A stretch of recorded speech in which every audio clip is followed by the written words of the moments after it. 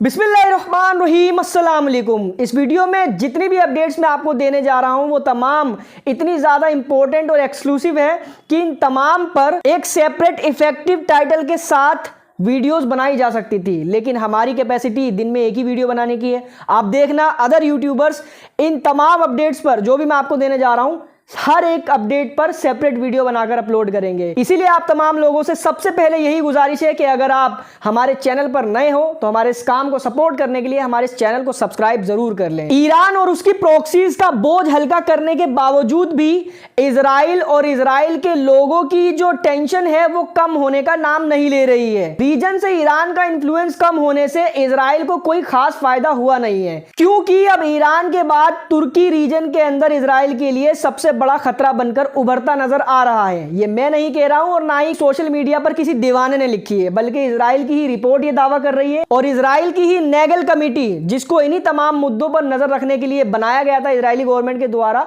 उसने ये ना सिर्फ दावा किया है बल्कि इजरायली आर्मी और गवर्नमेंट को वार्निंग जारी की है कि तुर्की से जंग की तैयारी कर लो। वो क्यों?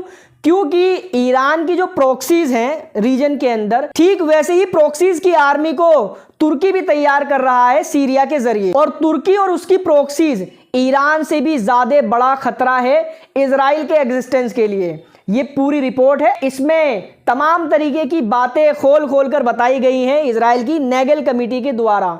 उन्होंने ये भी दावा किया है कि सीरिया के अंदर ये जो एसटीएस की सरकार बैठी है, जिसको तुर्की पूरा सपोर्ट दे रहा है, उन्हीं के जरिए प्रॉक्सीज की आर्मी बनना शुरू होंगी और गोलान हाइट की तरफ से इजराइल को एग्जिस्टेंशियल थ्रेट होने लगेगा। और इसी खतरे की वजह से इजराइल की नेगल कमेटी ने इजरायली गवर्नमेंट को ये वार्निंग दी है कि इससे पहले कि वो दिन आए कि तुर्की ईरान से बड़ा खतरा बन जाए, आप तुर्की का भी एक परमानेंट सॉल्यूशन निकाल लो, वो है जंग। ये तो रही वो बातें जो इजराइल की आर्मी और इजराइल की कमेटी वगैरह दावा कर रही हैं, मगर पब्लिक ओपिनियन अभी भी यही है कि तुर्की, एसटीएस, अमेरिका, इजराइल ये एक ही हाथ की 5 उंगलियां हैं।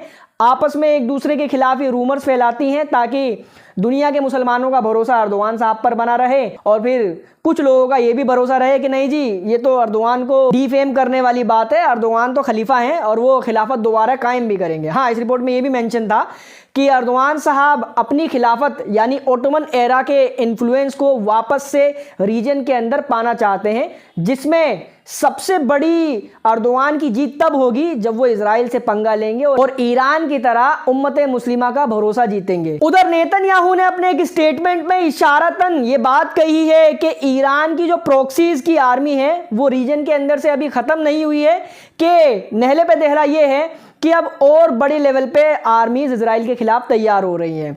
इशारा कहीं ना कहीं एक्सपर्ट्स के द्वारा बताया जा रहा है कि तुर्की की तरफ, जॉर्डन की तरफ और ख़ास इजिप्ट की तरफ है।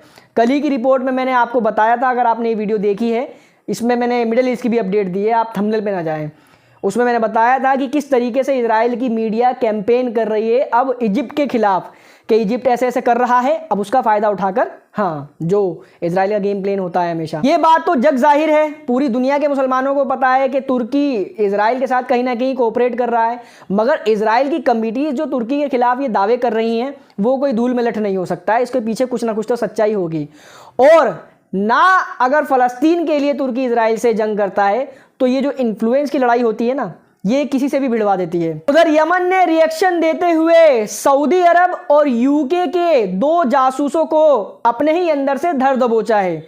इस पूरे रेस्क्यू ऑपरेशन की यमन ने एक वीडियो लॉन्च की है, जिसमें दिखाया गया है कि किस तरीके से यमन की आर्मी ने उन दोनों जासूसों को पकड़ा, जो सऊदी अरेबिया और यूके को यमन के वेपन डिपोट्स, यमन के लीडर्स कहाँ छुपे हुए हैं, इन तमाम चीज़ों की जानकारी दे रहे थे। उधर हमास ने इजराइल के 34 कैदियों को छोड़ने की मंजूरी देते हुए सीज फायर डील होने की पॉसिबिलिटी पर भी हल्का सा ग्रीन सिग्नल दिखाया है। हमास के एक रिप्रेजेंटेटिव ने यह बताया कि हमास ने जो डील रखी थी इजराइल के सामने सीज फायर के लिए, पहला complete withdrawal of Israeli soldiers from Gaza stripe, दूसरा परमानेंट सीज फायर, यानी ये 1 महीने का 2 महीने का ड्रामा नहीं होगा, परमानेंट सीज फायर होगा, और तीसरा जो भी फ़लस्तीनी डिस्प्लेस्ड हुए हैं यानी गाजा के लोग इधर उधर गए हैं अपने घरों से, उन सब को घर वापस आने की इजाज़त मिले। कहा यह जा रहा है कि इजराइल इन तमाम शर्तों पर मान गया है और इसीलिए गाजा के हमास ने 34 लोगों की लिस्ट जारी की है, जिसको वो पहले फेज में रिलीज करेगा, इजराइल वापस भेजेगा। वहीं इसी बीच गाजा के अंदर बच्चों को शिकार बनाने वाले 2 नरभक्षी फिन्नार हो गए हैं। वहीं सऊदी अरेबिया के मक्कातुल मुकर्रमा और मदीनातुल मुनव्वरा 2 मुकद्दस शहर के अंदर भारी बारिश की वजह से बाढ़ जैसे हालात बन गए हैं। आपकी स्क्रीन के ऊपर जो वीडियोस हैं ये इन्हीं दोनों शहरों की हैं। हालात बहुत ज़्यादा बद से बदतर हो चुके हैं। ये वही सऊदी अरेबिया है जिसमें बारिश पड़ना एक चमत्कार के जैसा माना जाता था। वहाँ अब रेगिस्तान में हरी घासें उग रही हैं, बर्फ़ पड़ रही है भाई साहब, बाढ़ आ रही है इनके शहरों में। तो ये कहीं ना कहीं कयामत की निशानियां हैं और सऊदी अरेबिया को कुदरत का एक पैगाम भी है। वहीं साउदर्न लेबनान में इजराइल पूरी तरीके से दोगलई पे उतरा हुआ है। अपनी तमाम कोशिशें करने के बावजूद भी साउथ लेबनान के जिन जगहों पर जंग के दौरान वो कब्जे नहीं कर पाया था, अब सीज फायर का फायदा उठाकर उन जगहों पर पहुंच रहा है, जिसमें से एक ये है। इस एरिया का नाम है ताइबा, जहां पे आप देख सकते हो इजरायली आर्मी ने सिविलियन होम्स के अंदर आग लगा दी है। वहीं कनाडा के प्राइम मिनिस्टर जस्टिन ट्रूडो ने अपने पद से इस्तीफा दे दिया है। ये ज्यादा बड़ी खबर नहीं है, बड़ी खबर ये है कि 56 इंची हर तरह के डिजास्टर के बाद भी शर्माने के लिए तैयार नहीं है। और इसके पीछे वजह सिर्फ एक है, इनको हीरो बताने वालों की तादाद जरूरत से ज्यादा है। गाजा के अंदर इजरायली आर्मी द्वारा जो जुल्म और ज्यादती की जा रही है अभी भी, और पिछले 15 महीने से, वो पूरी दुनिया के सामने आ चुका है। और चाहे मुस्लिम्स हो या नॉन मुस्लिम्स हो, मैंने कल भी कहा कि मुस्लिमों से ज़्यादा बेहतर ईमान अभी नॉन मुस्लिम्स का है। तो जिन जिन शहरों के अंदर, देशों के अंदर इजरायली आर्मी के वो सोल्जर्स जा रहे हैं जो गाजा के अंदर कुछ ना कुछ उल्टी सीधी हरकत करके आए हैं, उनको उन देशों में दबोचा जा रहा है। कल की वीडियो में मैंने बताया था कि ब्राजील के अंदर एक इजरायली सोल्जर के खिलाफ केस ओपन हो गया था, जिसकी वजह से वो ब्राजील छोड़ के अर्जेंटीना भाग गया। अब हिंद रजब फाउंडेशन ने अर्जेंटीना के अंदर भी उस इजरायली सोल्जर पर केस कर दिया है। एक वीडियो और सामने आई है, कौन से देश की है, कौन सी सिटी की है नहीं पता, लेकिन कुछ लोग एक इजरायली सोल्जर जो अपनी बीवी के साथ वेकेशन पे गया हुआ था उसको मॉक करना शुरू किया, उसको ताने मारे और उसको बुरी तरीके से जलील किया।